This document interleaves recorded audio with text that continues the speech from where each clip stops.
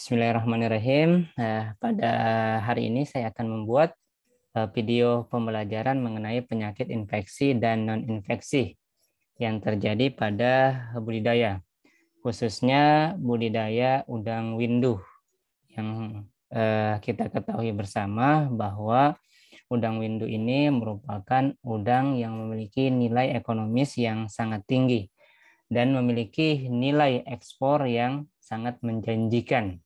Dari subsektor hasil perikanan yang berperan penting dalam rumah tangga, yaitu adalah produksi benur yang terjadi secara besar-besaran demi memenuhi kebutuhan masyarakat, khususnya pembangunan ekonomi Indonesia, di mana kita ketahui bahwa permintaan benur udang itu masih meningkat seiring dengan kemajuan teknologi, di mana teknologi budaya insentif menuntut ketersediaan benih dalam jumlah besar.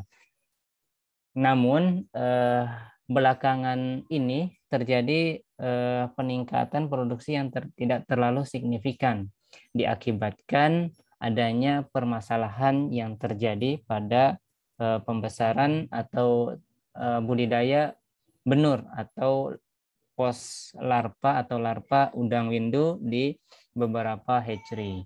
Dan permasalahan tersebut diakibatkan oleh adanya penyakit. Karena penyakit udang adalah suatu keadaan patologi tubuh yang ditandai dengan adanya gangguan histologi atau fisiologis.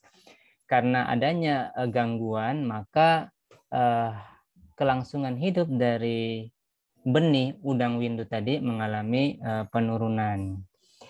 Kan kita ketahui bersama pengertian dari penyakit juga itu merupakan keadaan yang abnormal atau keadaan yang kurang baik dari udang windu itu yang menurunkan nafsu makan yang lama-kelamaan akan menimbulkan kematian.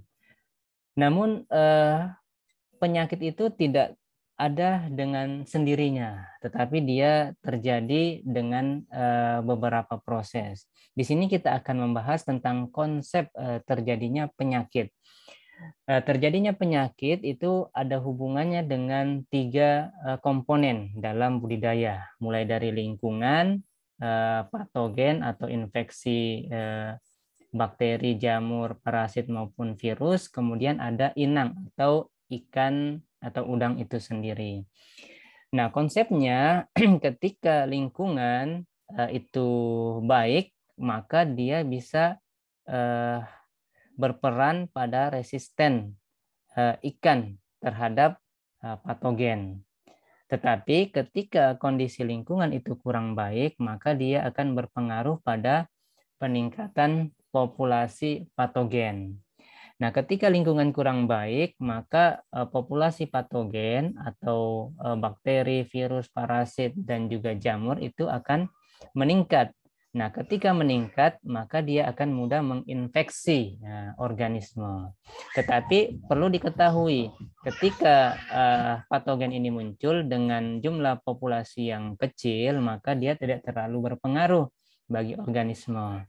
Tetapi ketika jumlahnya besar atau populasinya besar, maka inilah yang akan menimbulkan penyakit. Nah, tetapi di sisi lain, ketika tadi kondisi lingkungan bagus, maka akan berpengaruh pada inang atau organisme budidaya, baik ikan maupun udang. Kenapa? Karena lingkungannya bagus, akan mengakibatkan resisten ikan terhadap patogen itu sangat tinggi. Ketika resisten patogen sangat tinggi, walaupun ada infeksi penyakit, maka itu tidak berpengaruh. Tetapi ketika kondisi ikan atau udang budidaya tadi resistensinya rendah terhadap penyakit, maka inilah yang bisa menimbulkan penyakit. Intinya bahwa ketika konsep unsur dari budidaya ini saling berpengaruh. Walaupun lingkungan bagus, tapi sistem imun dari udang itu rendah atau resistennya rendah, maka dia bisa terkena penyakit. Dan sebaliknya, ketika lingkungan itu tidak bagus, ya, maka ini yang bisa menimbulkan patogen. Kalau patogen timbul, maka ini bisa menyebabkan penyakit jika populasinya besar. Namun kalau populasinya kecil akan tidak berpengaruh pada inang tadi atau pada budidaya.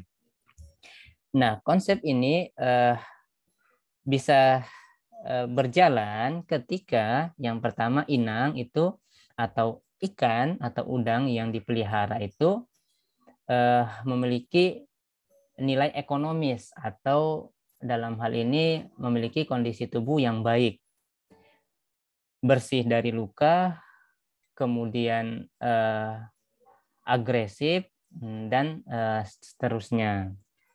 Dan ketika bibitnya unggul, maka inang juga kuat. Termasuk juga seleksi induk itu perlu dilakukan. Apakah bobotnya sesuai ataupun umurnya sesuai. Sehingga matang gonatnya itu juga bagus. Sehingga telur yang dihasilkan juga menjadi bagus. Dan sebaliknya, ketika inang itu tidak memiliki nilai ekonomis, ya, kemudian bibitnya berasal tidak dari yang unggul, juga tidak dilakukannya seleksi, dan pemberian pakan yang tidak berkualitas, maka hasil telur atau larva nanti itu juga akan berpengaruh, yang mudah terserang penyakit. Sehingga itu perlu diperbaiki. Nah, lingkungan juga berperan.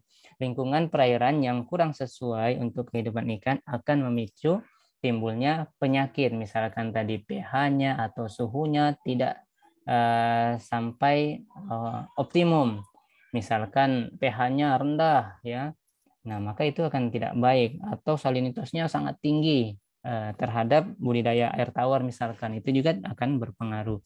Intinya ketika lingkungan itu tidak baik, maka bisa menimbulkan stres bagi ikan, ya, atau udang budidaya. Ketika stres akan mudah diinfeksi oleh mikroorganisme. Inilah yang disebut dengan patogen. Mikroorganisme itu apa saja? Ada parasit, ada jamur, bakteri, maupun virus yang akan menginfeksi ikan atau udang budidaya.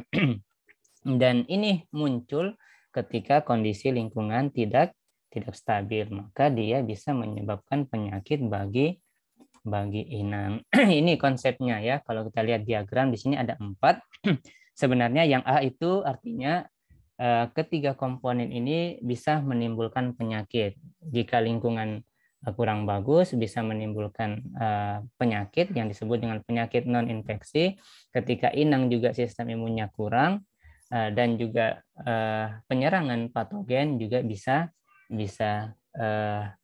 masuk. Artinya 3 komponen ini berperan, ya. Tetapi yang pada gambar B itu bisa efek dari patogen menjadi besar ketika lingkungannya sudah kurang baik, kemudian inangnya juga kurang baik, maka infeksinya itu bisa membesar, akan mempengaruhi dari organisme itu dan bisa menyebabkan kematian. Tapi sebaliknya, ketika di gambar C kondisi inangnya bagus, ya, sistem imunnya bagus, kemudian lingkungan juga optimal, ya, maka bisa mengurangi infeksi patogen. Bahkan di gambar D ketika sangat sehat, ya, dari inangnya, kemudian lingkungannya juga optimum, maka bisa dipastikan patogen itu bahkan tidak berpengaruh sama sekali, atau tidak ada, atau tidak akan terjadi infeksi patogen di dalam budidaya. Makanya ini menjadi penting, ya, menjadi konsep dalam budidaya, khususnya dalam hal ini adalah budidaya udang windu. Nah, dari konsep tadi kita bisa mengetahui bahwa penyebab penyakit itu bisa ada 2. Ada penyakit non-infeksi dan penyakit infeksi. Penyakit non-infeksi itu diakibatkan oleh faktor abiotik, yaitu kualitas pakan yang jelek dan kondisi lingkungan yang tidak mendukung. Misalkan apa?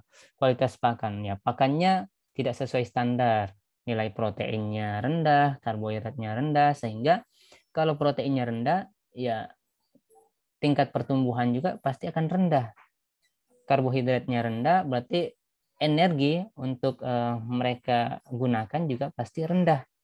Nah, sehingga ini harus diperbaiki. Kemudian yang kedua adalah faktor lingkungan. Maka lingkungan ini harus penting dijaga agar menjadi bagian penting dari budidaya untuk kelangsungan hidup dari larva maupun pos larva udang windu. Kemudian yang kedua ada penyakit infeksi, yaitu penyakit yang diakibatkan oleh adanya infeksi patogen. Apa itu ya? Parasit, jamur, bakteri, dan virus. Jadi penyebab penyakit itu bisa ada dua. Ada yang non-infeksi karena berkaitan dengan lingkungan yang kurang baik.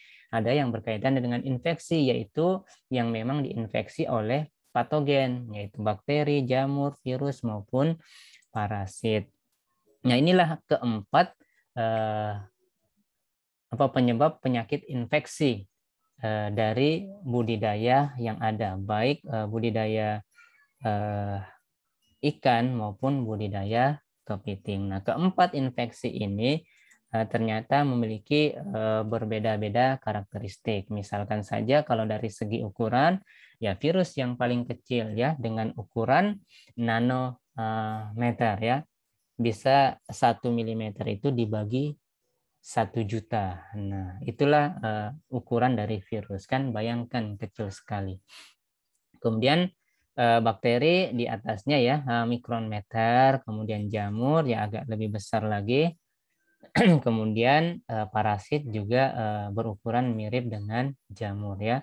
Kalau jamur ini kan ada makro yang makro yang berukuran besar, ada juga yang mikro yang berukuran kecil. Bagaimana reproduksinya? Kita bisa mengetahui kalau virus ya tinggal melihat pada inang ya ketika dia telah melakukan replikasi, artinya penggandaan DNA atau RNA yang terjadi pada sel nanti. Kemudian kalau bakteri, cara reproduksinya itu segmentasi atau terjadi pembelahan dari 1 menjadi 2. Kalau jamur juga produksi spora.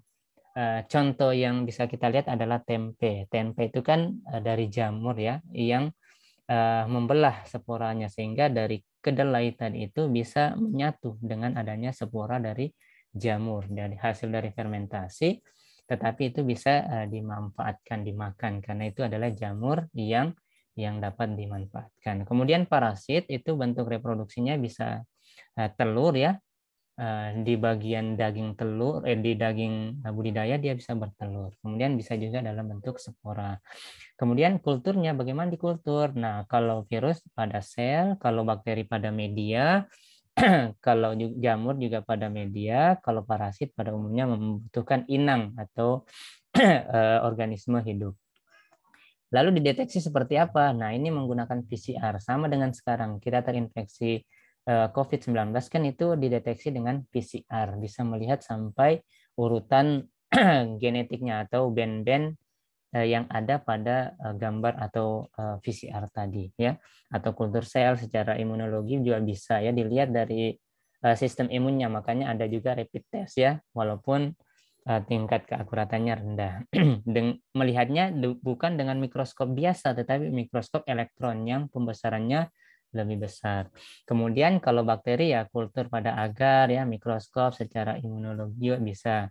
Kalau jamur ya kultur pada agar dan bisa dilihat dengan mikroskop. Kalau parasit ya bisa dilihat dengan mikroskop. Misalkan organisme udang, kita tinggal lihat adakah parasit di dalam tubuh dari induk tersebut. Kemudian cara mengidentifikasinya ya kalau virus secara genetik atau morfologi, kalau bakteri secara morfologi, biokimia maupun genetik.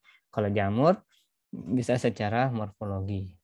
Parasit juga secara morfologi. Jadi inilah berkaitan dengan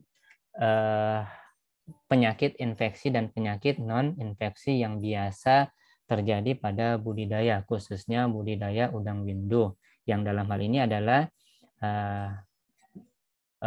larva dan pos larva pada